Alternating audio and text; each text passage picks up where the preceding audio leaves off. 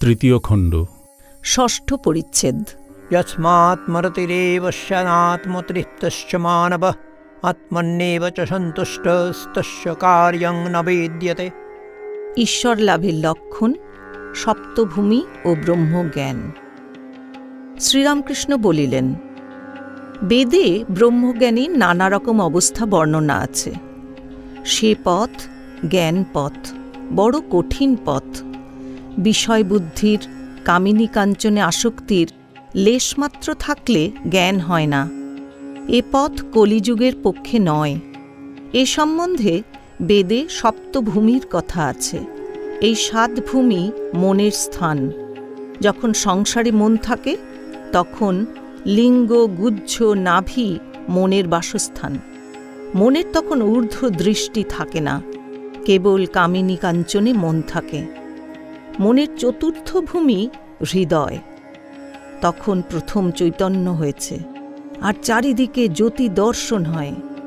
তখন সে ব্যক্তি ঐশ্বরিক জ্যোতি দেখে অবাক হয়ে বলে, এ কি, এ কি?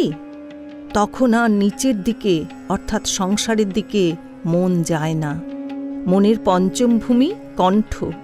মন যার কণ্ঠে উঠেছে তার অবিদ্যা, অজ্ঞান সব গিয়ে ঈশ্বরীয় কথা বই অন্য কোনো কথা শুনতে বা বলতে ভালো লাগে না। যদি কেউ অন্য কথা বলে সেখান থেকে উঠে যায়। মনের ষষ্ঠ ভূমি কপাল। মন সেখানে গেলে অহর্নিশি ঈশ্বরীয় রূপ দর্শন হয়। তখনও একটু আমি থাকে। সে ব্যক্তি সেই নিরূপম রূপ দর্শন করে উন্মত্ত হয়ে সেই রূপকে স্পর্শ আর আলিঙ্গন করতে যায়, কিন্তু পারে না। যেমন লণ্ঠনের ভিতর আলো আছে, মনে হয় এই আলো ছুঁলুম ছুঁলুম, কিন্তু কাঁচ ব্যবধান আছে বলে ছুঁতে পারা যায় না। শিরোদেশ সপ্তম ভূমি। সেখানে মন গেলে সমাধি হয় ও ব্রহ্মজ্ঞানীর ব্রহ্মের প্রত্যক্ষ দর্শন হয়। কিন্তু সে অবস্থায় শরীর অধিক দিন থাকে না। সর্বদা বেহুঁশ, কিছু খেতে পারে না, মুখে দুধ দিলে গড়িয়ে যায়। এই ভূমিতে ২১ দিনে মৃত্যু। এই ব্রহ্মজ্ঞানীর অবস্থা। তোমাদের ভক্তিপথ খুব ভালো আর সহজ। আমায় একজন বলেছিল, মহাশয় আমাকে সমাধিটা শিখিয়ে দিতে পারেন? সকলের হাস্য। সমাধি হলে সব কর্ম ত্যাগ হয়ে যায়। পূজা, জপাদি কর্ম, বিষয়কর্ম সব ত্যাগ হয়। প্রথমে কর্মের বড় হইচই থাকে। যত ঈশ্বরের দিকে এগুবে ততই কর্মের আড়ম্বর কমে। এমনকি তাঁর নাম গুণগান পর্যন্ত বন্ধ হয়ে যায়। শিবনাথের প্রতি বলিলেন, যতক্ষণ তুমি সভায় আসনি ততক্ষণ তোমার নাম গুণকথা অনেক হয়েছে। যাই তুমি এসে পড়েছ অমনি সেসব কথা বন্ধ হয়ে গেল। তখন তোমার দর্শনেতেই আনন্দ। তখন লোকে বলে, এই যে শিবনাথবাবু এসেছেন, তোমার বিষয়ে অন্য সব কথা বন্ধ হয়ে যায়। আমার এই অবস্থার পর গঙ্গা জলে তর্পণ করতে গিয়ে দেখি যে হাতের আঙুলের ভেতর দিয়ে জল গলে পড়ে যাচ্ছে। তখন হলধারীকে কাঁদতে কাঁদতে জিজ্ঞাসা করলাম, দাদা এ কি হলো? হলধারী বললে, একে গলিত হস্ত বলে। ঈশ্বর দর্শনের পর তর্পণাদি কর্ম থাকে না। সংকীর্তনে প্রথমে বলে, নিতাই আমার মাতা হাতি, নিতাই আমার মাতা হাতি।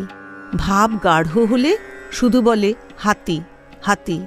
তারপর কেবল হাতি এই কথাটি মুখে থাকে। শেষে হা বলতে বলতে ভাব সমাধি হয়। তখন সে ব্যক্তি এতক্ষণ কীর্তন করছিল চুপ হয়ে যায়। যেমন ব্রাহ্মণ ভোজনে প্রথমে খুব হইচই। যখন সকলে পাতা সম্মুখে করে বসল তখন অনেক হইচই কমে গেল।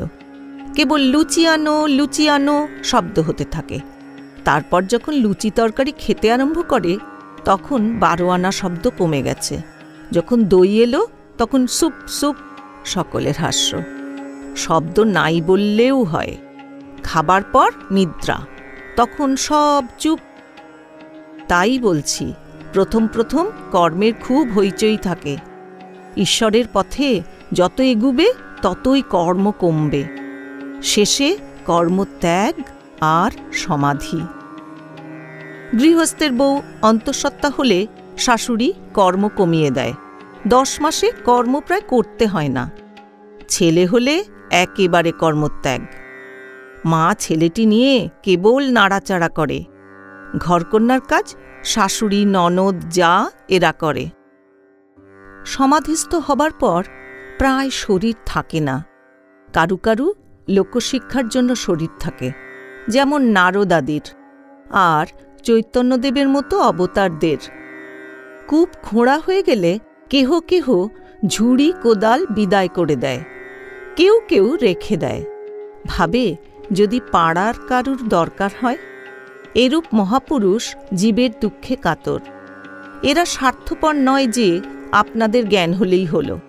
স্বার্থপর লোকের কথা তো জানো, এখানে মত বললে মুদবে না, পাছে তোমার উপকার হয়। সকলের হাস্য।